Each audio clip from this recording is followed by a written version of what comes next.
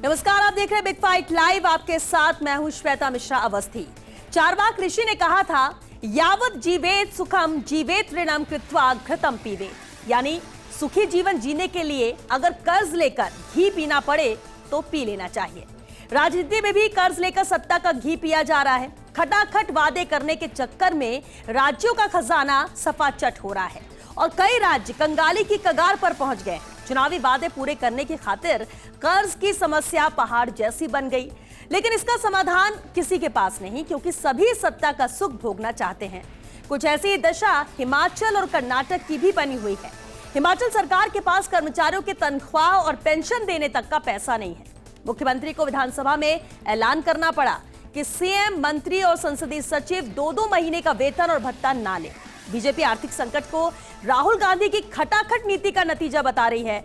वहीं कर्नाटक में भी आर्थिक संकट का अलार्म बज चुका है। तो सवाल यही कि आखिर सत्ता में आने के लिए ऐसे वादे किए क्यों जाते हैं और क्या रेवड़ी राजनीति ऐसे ही चलती रहेगी? आज बात इसी खास मुद्दे पर।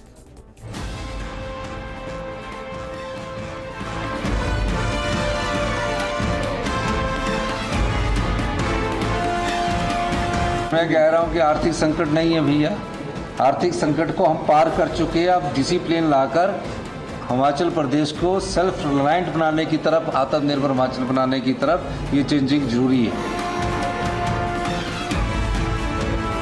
आर्थिक संकट हिमाचल प्रदेश में जो है वो पूरी तरह से आ चुका है। अब आ रहा है ऐसा नहीं रहेगी बात, आ चुका है।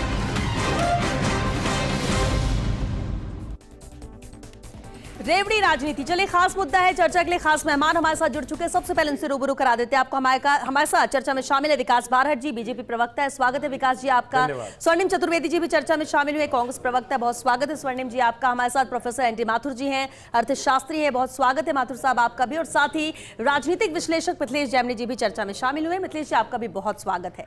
अहम मुद्दा है, और क्योंकि हिमाचल और कर्नाटक की हम बात कर रहे हैं तो स्वर्णिम जी आपसे ही शुरुआत करते हैं। स्थिति जो बनी है, हम ये रेवड़ी राजनीति की बात इसलिए कह रहे हैं क्योंकि जब चुनाव होता है, चुनावी घोषणाएं होती हैं और वादे किए जाते जनता से, तो बहुत कुछ है जो फ्री देने की बात कही जाती है। सत्ता में आने के बाद वो वादे पूरे करने की कोशिश सरकार करती है, लेकिन स्थिति जो बन रही है कि खजाना खाली है, वादा किया है उसे पूरा करना। और हिमाचल में जो स्थिति है, क्योंकि हिमाचल सीएम तो कह रहे हैं कि हम उबर चुके हैं आर्थिक तंगी से, हम उबर चुके हैं उससे, लेकिन अब आगे के को सब कुछ ट्रैक में लाने के लिए ये फैसले और ये परिवर्तन की कोशिश है। क्या है हकीकत?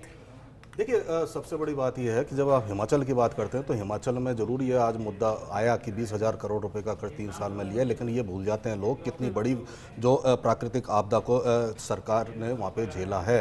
और सबसे बड़ी बात यह है कि उस आपदा के लिए जो सरकार, केंद्र सरकार से सहायता राशि 9,000 करोड़ रुपए मिलनी थी, वो आज तक केंद्र सरकार ने दी नहीं है।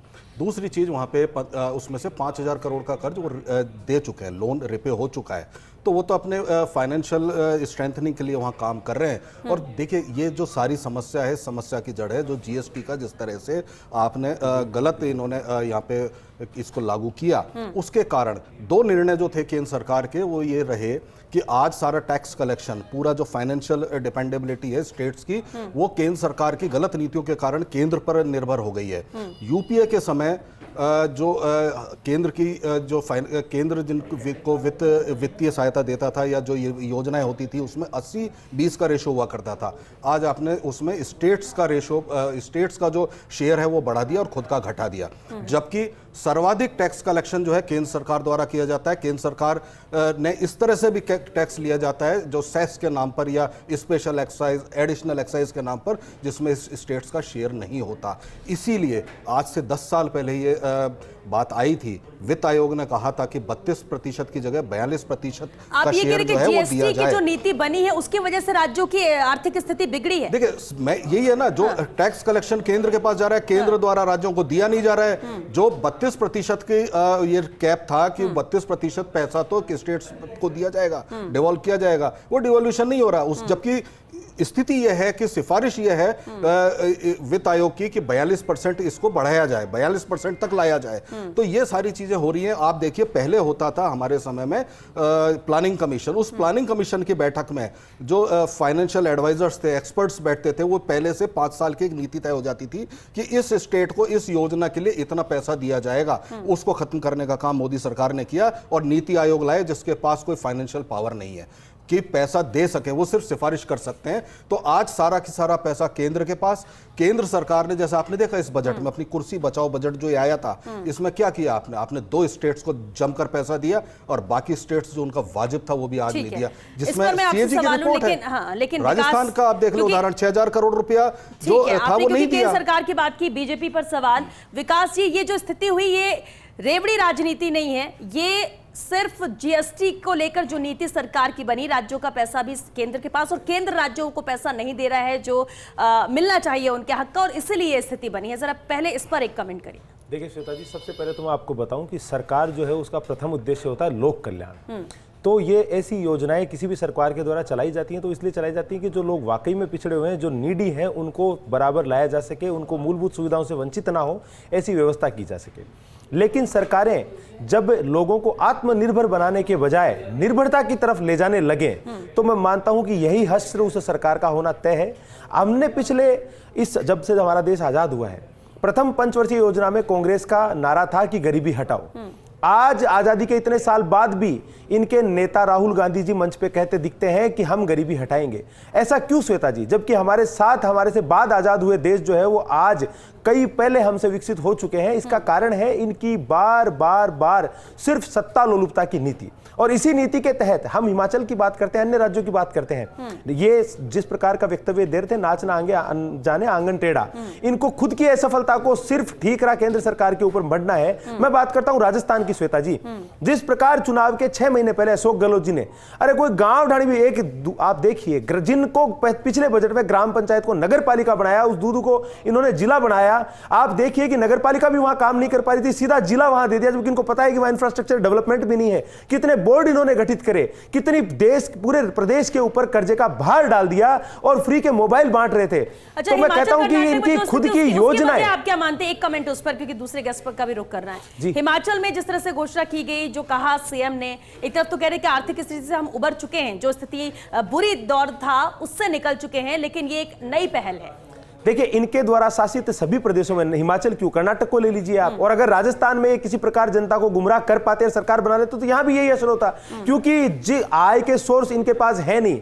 लोगों के ऊपर टैक्स इन्होंने अपने सरकार, जहां जहां इनकी सरकार है वहां वहां इनको पूछिए कि जो इनके बस पड़ रहा है वो हर टैक्स ये वसूल कर रहे हैं, चाहे पेट्रोलियम के ऊपर हो चाहे अन्य किसी प्रकार से हो, और फिर ये घोषणाएं कर देते हैं सिर्फ सत्ता में आने के लिए। तो श्वेता जी, ये हश्र तो इनका होना ही था, और आज ये कितना ही दावा कर ले, लेकिन हिमाचल की स्थिति क्या है वो न तो आपसे छुपी है ना इनसे छुपी है। ठीक है, चलिए हम और सवाल लें, और मिथिलेश जी से मैं सवाल लूं क्योंकि विश्लेषक के तौर पर। उससे पहले प्रोफेसर एन टी माथुर जी, आपका जरूर एक कमेंट चाहेंगे।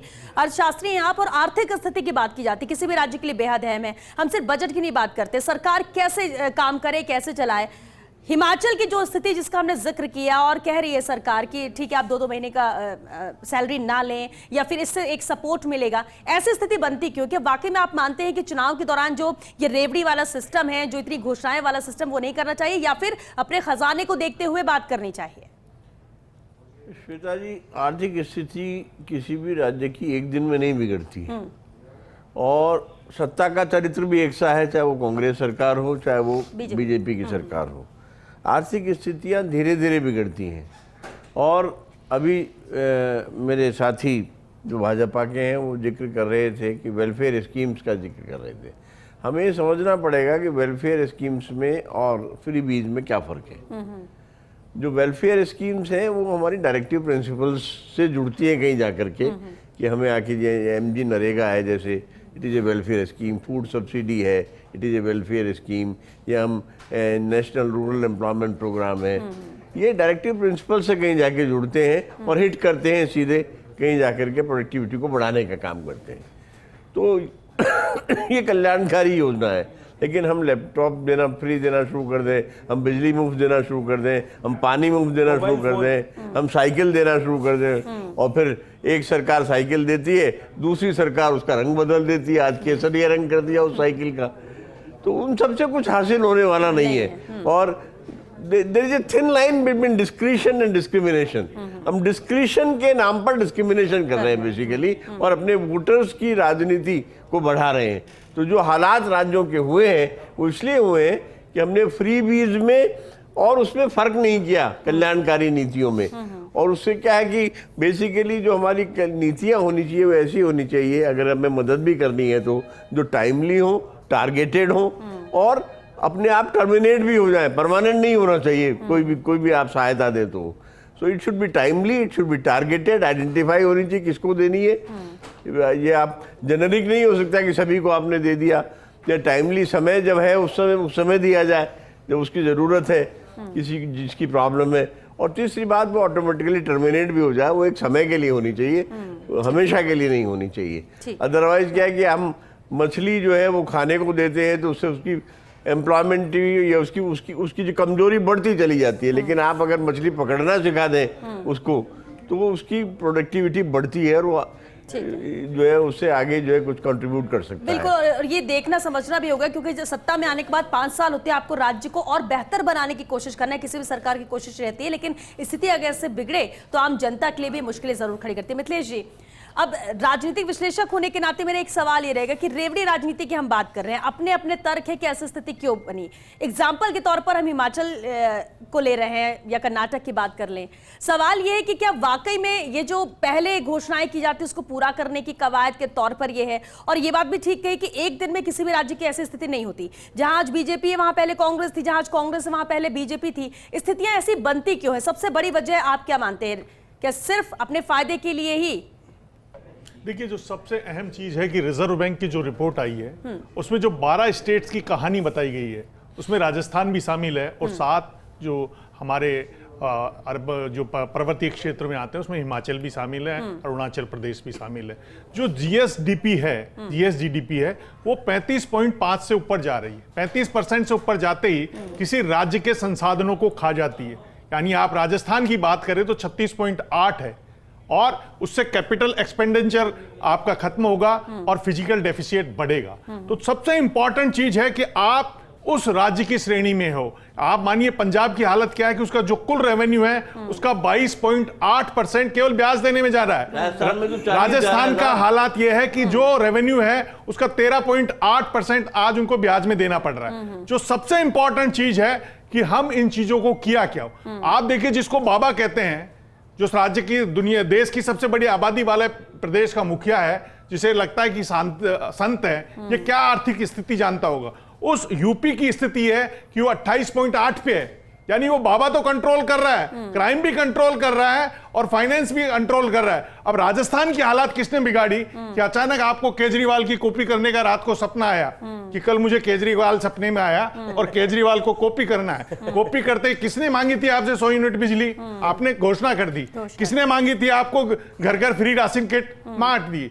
और वो बांटे किसको, किसको नहीं बांटे? जो रिपोर्ट आ रही है उसमें यह कि जो फ्री गेहूं दिए जा रहे हैं उसमें 1 करोड़ से ज्यादा लोग फर्जी हैं जो इनकम टैक्स पे करते हैं। हिंदुस्तानियों की हालत यह है कि आप फ्री में जहर भी बांटोगे तो लाइन लगा के ले लेंगे। तो आप इस आदत को कैसे सुधारेंगे? जो सबसे इंपॉर्टेंट चीज है, सुप्रीम कोर्ट में भी कपिल सिब्बल ने कहा कि जो फ्री सीड स्कीम है, अश्विनी उपाध्याय की भी एक PIL लगी हुई है, उसमें साफ लिखा हुआ है कि आपको, जो अभी सर ने बताया कि आपको दोनों को अलग करना पड़ेगा कि जन कल्याण क्या है और वोट को अट्रैक्ट करने के लिए, नाचने के लिए जो होते हैं ना, जो गांव में बुलाते हैं, जैसे सावन के मेले में हमारे गांव में झूला लगता है, उसमें ये गाना कट 50 रुपए देंगे, तो दूसरा कहता नहीं 100 रुपए दूंगा, ये गाना चलेगा।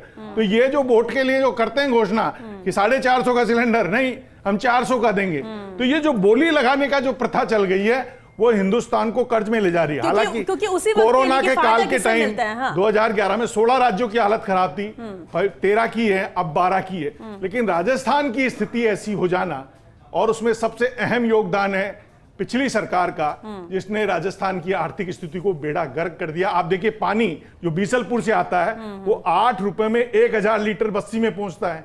जयपुर में 15,000 लीटर फ्री कर रखा है। आपसे मांगा क्या हमने? क्यों दे रखा है? केवल माहौल बनाना है। ठीक है, तो आप क्यों किसी इनकम टैक्स पेयरों को और उनका टैक्स पेयर के पैसे को ऐसे बर्बाद कर रहे हैं? आज कोई राज्य है जो इस स्थिति में है कि हम बात कर रहे हैं कि भाई पेंशनर्स और कर्मचारियों की सैलरी नहीं गई, तो सवाल उठेगा जो रिजर्व, जो अशोक गहलोत की सबसे बड़ी स्कीम ओपीएस है, उस पर जो आरबीआई ने गवर्नर अलर्ट जारी किया है कि राज्यों का बेड़ा गर्क हो जाएंगे और जनता इन विधायकों को रोड पे पीटेगी, जो शुरू भी हो चुका है। ठीक है, बिल्कुल मिथिलेश। हिमाचल की हालत भी यही है। दिल्ली न्यूज एडिटर अदिति नागर हमारे साथ हैं। अदिति, बेहद अहम है, देखिए चुनाव के दौरान हम देखते हैं फ्री बीज का जो चलन है ये कम होना चाहिए, लेकिन ये ट्रेंड में आता जा रहा है चुनाव के दौरान। उसके बाद इसका खामियाजा बाद में नजर आता है जब सरकार के खजाने की बात आती है या फिर कर्ज लगातार बढ़ता जा रहा है। एग्जाम्पल के तौर पर हम हिमाचल की बात कर रहे हैं, कर्नाटक की स्थिति की भी यही बात कही जा रही है, लेकिन सवाल यही उठता है कि सिर्फ राजनीतिक फायदे के लिए ये सब हो रहा है और जो कहा जा रहा है कि हम तो आर्थिक स्थिति से उबर चुके हैं, क्या वाकई में यही है? और क्या यही रास्ता है जो अपनाया जा रहा है हिमाचल में कि इससे निकला जा सके, राहत दे सके? देखिए, आज़ाद हुए थे भारत आज़ाद होने के बाद से कई चुनाव हुए हैं, लेकिन चुनाव का एक तरीका हुआ करता था। अब आपने रिसेंटली एक राजनीति में शिफ्ट देखा होगा, जब आम आदमी पार्टी आई, आम आदमी पार्टी ने ये फ्री बीज, मुफ्त की बातें कही, बिजली मुफ्त, ये मुफ्त, वो मुफ्त। और आज भी अगर हम आम आदमी पार्टी का दिल्ली के चुनाव में एग्जाम्पल के तौर पे कह रही हूँ, जब दिल्ली चुनाव का जिक्र करते हैं तो अभी भी भले ही तमाम तरीके की घोटाले, शराब घोटाले के बाद भी जो अभी तक प्रूव नहीं हुआ, पर भले ही हम ये कहते हैं कि इन पे आरोप हैं, तो तब ये कहा जाता है कि अभी भी आम आदमी पार्टी एक बार फिर जीत कर आ सकती है। वजह इसलिए कि वहां का एक बड़ा तबका है, उनको ये लगता है कि हमारी बिजली फ्री, हमारी तमाम चीजें फ्री होने के चलते, ट्रैवल बस जो भी फ्री होने के चलते हम अपना पैसा गाँव भेज सकते हैं। तो ये कहीं ना कहीं ये प्रथा साउथ में भी प्रियंका गांधी ने ये चलाया कि अगर बेटी की शादी होगी तो सरकारें सोना देंगी, अगर बेटी की शादी होगी तो सोना दिया जाएगा, ये साउथ में बताया। फिर छत्तीसगढ़ में कुछ और दिया, मध्य प्रदेश में कुछ और दिया, राजस्थान में हमने देखा है सबसे पहले किसानों से शुरू हुआ कर्ज माफी, जो पूरी तरह धरातल पे नहीं उतर पाया। तो बात यहाँ पर किसी एक पार्टी की या किसी एक पार्टी के सरकार की नहीं है। हिमाचल में जो स्थिति हो रही है या कर्नाटक में जो स्थिति, जबकि कर्नाटक को जिस तरह का उस लिहाज से, आर्थिक लिहाज से इतना सशक्त प्रदेश कहा जाता है कर्नाटक, और जब जब ये होता है कि किसी भी पार्टी की सरकार कर्नाटक में है तो वो आर्थिक रूप से संपन्न है, इस तरह से कहा जाता है कि हो जाएगा इवेंचुअली। कांग्रेस के लिए लंबे समय कहा गया था कि डिमोनेटाइजेशन के बाद स्थिति ठीक नहीं है। जैसे ही सिद्धरामैया सीएम बने कर्नाटक में, सरकार ही कहा गया कि अब कहीं ना कहीं कांग्रेस भी स्थायी रूप से बेहतर कर सकेगी अगर फाइनेंशियल चुनाव लड़ने की बात हो तो कहीं ना कहीं अब केवल और केवल वोटों को अट्रैक्ट करने के लिए, चाहे महिलाओं के वोट को, किसानों के, गरीब तबके के, हर चीज मुफ्त करने गई, मुफ्त बोल दी जाती है। अब सवाल ये उठता है कि ना तो वो पूरा मैनिफेस्टो धरातल पे उतर पाता है, और अगर उतारने की कोशिश करें या ना करें, स्थिति सरकारों की ऐसी होती है। हिमाचल में पहली बार इतिहास में ऐसा हुआ, और यह एक बहुत बड़े डिस्कशन, डिबेट की जरूरत है इसमें अभी, तब तक जब तक कि आप सरकारी, एक समय कहा जाता था कि सरकारी नौकरी बढ़िया है, सैलरी आएगी, पेंशन मिलेगी। अब चीजें बदल गई हैं, ऐसी अस्थायी चीजें हो चुकी हैं, इनसिक्योर, देश में नौकरी नहीं है।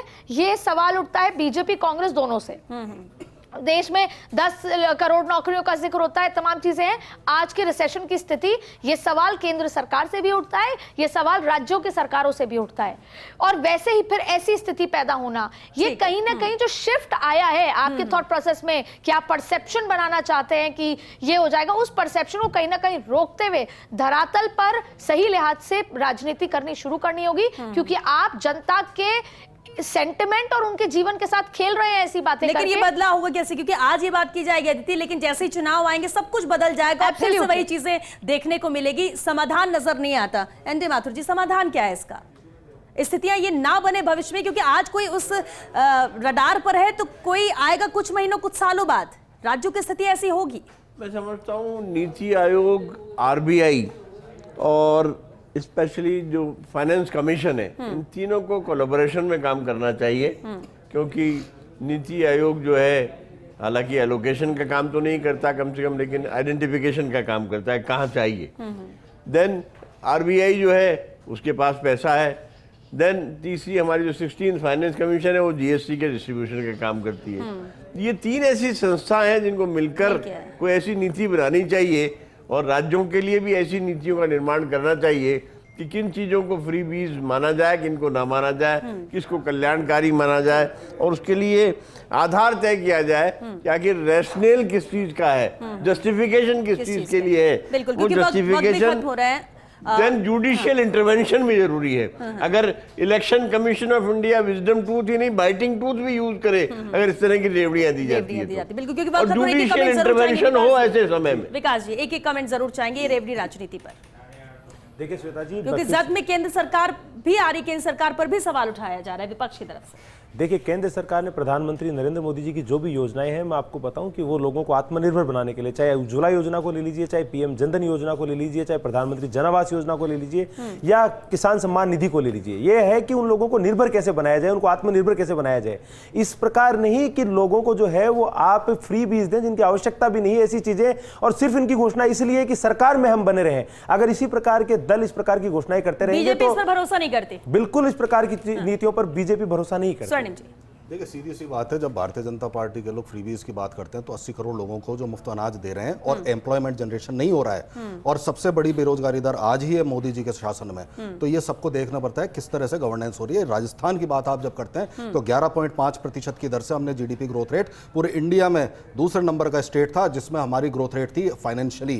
तो इतना फाइनेंशियली वायबल स्टेट हमने यहाँ पे दिया है। और जो फ्रीबीज नहीं थी, ये जनता को उस वक्त महंगाई से राहत देने की आवश्यकताएं थी जो हमने पूरी की। और आज Bharatiya Janata party double engine की सरकार होते हुए भी बिल्कुल होती है। आप रोक के देखो, आपको जनता जवाब देगी। अभी आप रोको, आप बिजली रोको, आप महंगाई कम नहीं कर सकते, लेकिन अगर बिजली की सब्सिडी कम करोगे तो जनता जवाब देगी। आप मुफ्त इलाज अगर नहीं दोगे तो जनता जवाब देगी। ये जनता की जरूरत थी, क्योंकि आपने कुछ नहीं किया, आपने सिर्फ बेरोजगारी और महंगाई बढ़ाई है। महंगाई और बेरोजगारी बढ़ाने के अलावा कुछ काम नहीं किया। और केंद्र सरकार ने अगर कुछ किया तो 8,000 करोड़ का प्लेन प्रधानमंत्री के लिए और 20,000 करोड़ रुपए का। स्वर्णिम जी, जो सबसे अहम चीज है कि देवीलाल ने 10,000 रुपए का कर्जा माफ किया और मनमोहन सिंह जी ने आके 75,000 रुपए का कर्जा माफ किया और ये कर्जा माफी की बीमारी शुरू की। आज राजस्थान में 9 साल से किसानों को, हम भी किसान हैं, 90 रुपए से यूनिट में बिजली मिल रही है।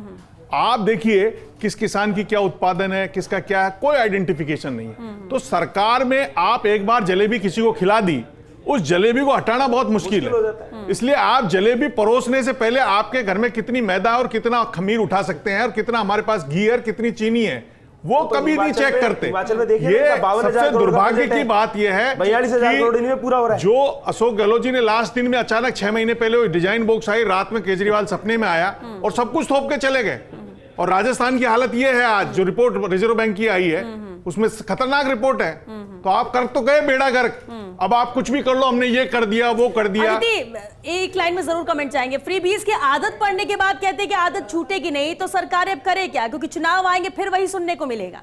श्वेता जी, वैसे तो हम अक्सर ये बात कर रहे हैं कि चर्चाएं होनी चाहिए, जैसा आपने कहा कि चुनाव आएंगे और सब कुछ भूल जाएंगे। देखिए यहाँ पे विकास जी, स्वर्णिम जी भले ही अपने अपने पार्टी के प्रवक्ता है तो अपने अपनी पार्टी की लाइन रख रहे हैं। स्वर्णिम जी, आपको आज इसलिए नहीं कहना चाहिए क्योंकि हिमाचल की स्थिति आपके सामने है, कर्नाटक की स्थिति आपके सामने है।